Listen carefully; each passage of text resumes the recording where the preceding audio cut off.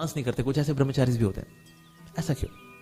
And then he said because of their privately maintain bad behaviour, क्योंकि वो कुछ बुरी आदतों को प्राइवेटली मेंटेन करते हैं, इसलिए ब्रह्मचारी मठ में आने के बावजूद भी आगे नहीं बढ़ते।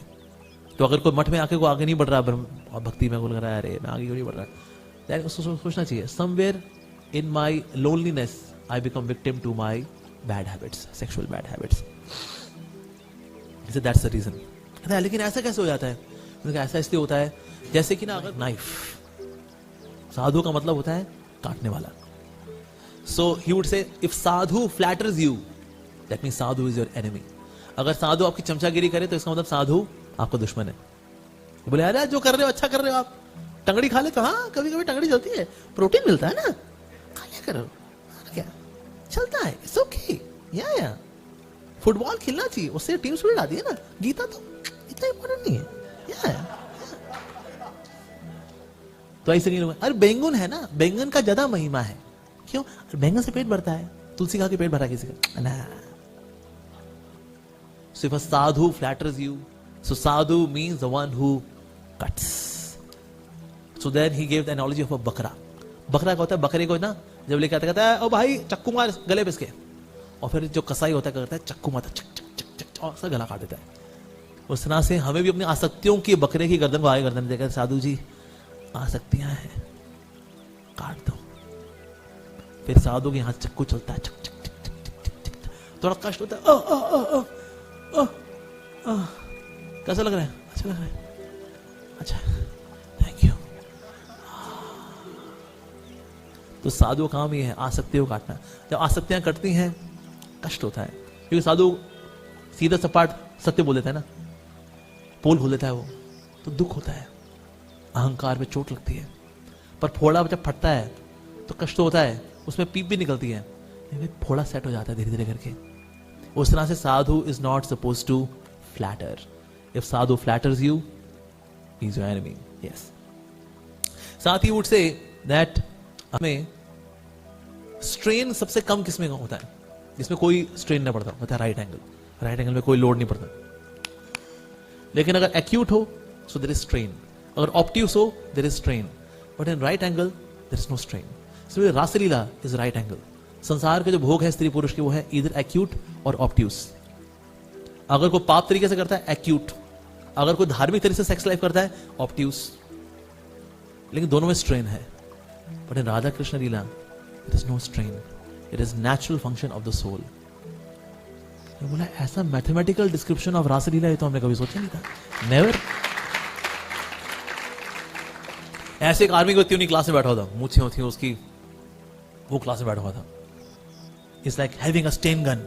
जिस तरह से वो आर्मी ऑफिसर करके दुश्मनों को मार देता है, उस प्रकार से एक कृष्ण का भक्त, वो भी हरे कृष्ण महामंत्र और दिव्य ज्ञान की तलवार से जो दुश्मन है काम क्रोध लोभ मोह मद मत्सर, उनको नष्ट कर देता है। आर्मी ऑफिसर ने कहा वाह क्या एग्जाम्पल है, very good. So he would make his preaching very appropriate. साथ ही उनका मानना था a preacher should dress properly. ये फटे पुराने कपड़े नहीं पहनने चाहिए भक्त को। क्या लगता है ना, फटे पुराने कपड़े होंगे तो ये गरीबी के लक्षण दिखाएंगे, देखो कितना वैराग्य है यार, बंदी की धोती में 6 छेद हैं भाई, रफू करा करा के इतने रफू कराए उसने। Prabhu ji you are a true devotee, कितने रफू वाली धोती पहनते हो आप। ही सेड नो, प्रीचर जो है उसको ये दिखावा नहीं करना चाहिए मेरे कपड़े फटे हुए हों, ठीक है ना जी, पतले हो गए 6 साल हो गए, धोती उसकी सैफरॉन से व्हाइट हो चुकी है, वो पहने जा रहा है भाई ना। A brahmachari or any preacher for that matter should wear nice clothes. ये नहीं वो सिल्कन कपड़े झंटा वाले कपड़े, नहीं, भले पहने कॉटन पहने जूट पहने, that's okay, खादी पहने। And then said preacher should also wear clothes which are properly ironed, press करके पहने चाहिए, क्रीज होनी चाहिए कपड़े के अंदर, which is very innovative actually। पहले कोई साधु कौन सोच सकता है ये साधु को ऐसा करना चाहिए? साधु मतलब फटे पुराने हो तो उतना मतलब साधु है, जितना वो अच्छे कपड़े पहने उसने। तो साधु जब अकेले में है तो भले फटे हुए कपड़े पहन ले, लेकिन जैसे वो बाहर आए तो भले वो मटका सिल्क भी पहन सकता है, सिल्क भी पहन सकता है। प्रभुपाद जी ने पहना silk, used to wear silk, कहीं उनको सिल्क मिलता था, मटका सिल्क मिलता था, प्रभुपाद जी ने पहना। पर privately he would remain very like a simple sadhu. तो जो सेक्रेटरी हुआ करते ना प्रभुपाद जी के, वो देखा करते थे प्रीचिंग के वक्त प्रभुपाद जी ऐश्वर्य स्वीकार करते हैं, तो प्रीचिंग जब नहीं कर रहे होते, when he is doing bhajan, simple so sadhu should be like this, he should not be attached to opulence. पर ऑपुलेंस भी क्यों स्वीकार करेंगे हम? प्रचार करने के लिए, बस, that's it. So this devotee should be properly dressed up, nice tilak and clean shaved, yes, अच्छे शेविंग होनी चाहिए, nice shikha should be there. Shikha ऐसी भी नहीं कि मोटी मोटी शिखाएं हो ना, शिखा शुड बी जितना कि जो काफ्स हूफ प्रिंट, यानी कि बछड़े का पांव का निशान होता है ना, वो अगर बछड़ा यहां पांव रखे उतनी शिखा होनी चाहिए। इट शुड बी क्लीन, ऐसा होना चाहिए shikha. Nice bold tilak should be there. वो तिलक लगाते थे बिना मिरर के, बक्से महाराज है तिलक शीशा देख करके तिलक लगाते थे, वो जैसे अप्लाई तिलक, और तिलक उनका हमेशा सीधा क्लीन तिलक। यानी उससे से कि अगर तिलक आपका बीच से गंदा है, अगर यानी पी साहब ने उसको सफाई नहीं की है, तो कुत्ते की टांग है। क्यों?